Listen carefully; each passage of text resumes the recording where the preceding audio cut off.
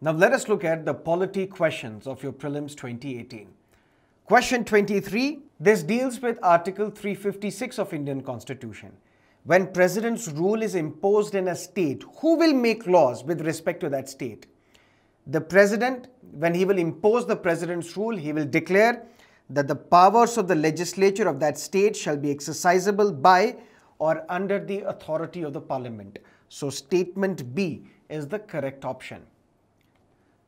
Question 32, it dealt with right to privacy. Supreme Court in a landmark judgment in Puttaswamy case declared that right to privacy is a fundamental right within the meaning of Article 21 of Indian Constitution. So Article 21, which comes under Part 3 of Indian Constitution, that provides legitimacy to right to privacy as a fundamental right. Let's look at question 41. In the first Lok Sabha, the single largest party in the opposition was Swatantra Party.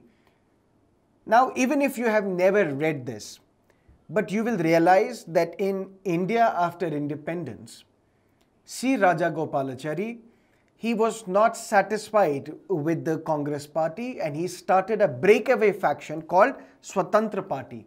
But it was much later. If we talk about first Lok Sabha, in first Lok Sabha, the single largest opposition party were the Communists.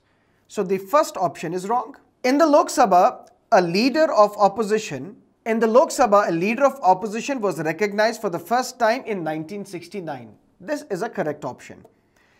In Lok Sabha, if a party does not have a minimum of 75 members, no, it is wrong. Any party which scores 1/10 of the seats is recognized as the leader of the opposition party. That means 75 is not required. What is required is 55. So this option is again incorrect. So what is the correct option? Which of the above statements are correct? So it is only 2. Consider the following statements. The Parliament of India can place a particular law in 9th schedule. Correct. The validity of this law in 9th schedule cannot be examined by any court and no judgment can be made out of it. That's wrong. Why? Because Supreme Court has declared judicial review is part of the basic structure of Indian Constitution. So any law, if it is placed in 9th schedule after 24th April 1973, there shall be judicial review there. Why? It was on this date in a landmark judgment, Keshavaranda Bharti versus State of Kerala, that Supreme Court declared judicial review is part of the basic structure of Indian Constitution. So in 9th schedule, a law placed after this date, there shall be judicial review. So which of the above statements are correct? Only one. Now consider question 52. Aadhaar can be used as a proof of citizenship or domicile. No. Aadhaar is only a proof of identity. Aadhaar only proves X is X, nothing more, nothing less. Once issued, Aadhaar number cannot be deactivated or omitted by the issuing authority. It is wrong. Why? Because we have seen the problems with Aadhaar. Aadhaar numbers are getting deactivated without any human intervention. Aadhaar numbers are being enrolled to the citizens, but without any human intervention through a software program, these numbers are getting deactivated as well. So that is one challenge with Aadhaar. But that is from the issuing authority. So issuing authority can omit your Aadhaar, can deactivate your Aadhaar. But as an individual, can you come out of Aadhaar? No. That is something that can't happen. So which of the above statements are correct? Neither of the two, because both these statements are incorrect. Aadhaar can be omitted and deactivated by the issuing authority. And which is the issuing authority? Unique Identification Authority of India. And Aadhaar is only a proof of identity. It is not a proof of citizenship or domicile. Now, question 56 regarding money bill. If you would have read Article 110 clearly, then this question is a cakewalk.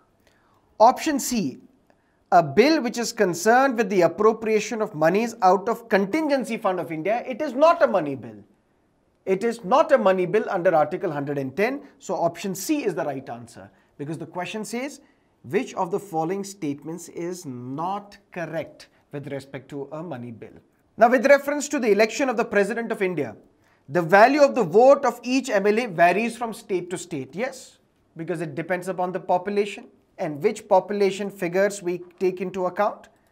1971 census. The value of the vote of MPs of Lok Sabha is more than the value of the vote of MPs in Rajya Sabha. Wrong. Why? Because the value of a vote of an MP of Rajya Sabha and Lok Sabha are same. So which of the above statements are correct? Only one. Now question 64 talks about speaker. The Speaker of Legislative Assembly shall vacate his or her office if he or she ceases to be a member of Assembly. Correct. Whenever the Legislative Assembly is dissolved, the Speaker shall vacate his office immediately. Wrong. Why? Because Speaker does not resign immediately. Speaker is the last person to resign. Immediately? No. The last person to resign after the dissolution of Lok Sabha. All other members resign, but not the Speaker. Speaker normally resigns only when the new Lok Sabha is convened, the morning of that. So which of the above statements are correct? Only one. Now question 65. Which of the following reflects the most appropriate relationship between law and liberty? This is the statement given by one of the contractualists, John Locke. He talks about if there are no laws, there is no liberty. So option B is the right answer. Consider the following statements. No criminal proceedings shall be instituted against the governor of a state in any court during his term of office. Yes, because this is one of the exceptions to equality before law. The emoluments and allowances of the governor shall not be varied or diminished during his term of office. True, the salary of governor, once it is fixed, cannot be varied to the disadvantage of the governor while he is in office. This is to protect the independence or autonomy of the office of the governor. So both these statements are correct. Which of the following are considered as the main features of the rule of law? Now you know, rule of law comes under equality before law. Equality before law is a fundamental right. And what is the theory of fundamental right? It is limitation of powers. That means powers of the state are not unlimited. There is a limitation on that power. And what is the primary purpose of fundamental rights? Liberty and civil rights. It is not a people's responsibility to the government. So which of the above statements are correct? Is 1, 2 and 4. With reference to Parliament of India, question 90 talks about delegated legislation. What is that? Basically, Parliament makes a skeleton law. But this skeleton law is expanded, given shape, amplified by the rules. And who makes these rules? Bureaucracy. But how do we keep a check whether the rules made by the bureaucracy are in agreement with the law passed by the Parliament or not? For that, there is a committee of the Parliament which takes a look at this. And that committee is Committee on Subordinate Legislation. Consider the following statements. The Food Safety and Standards Act replaced the Prevention of Food Adulteration Act of 1954. Correct.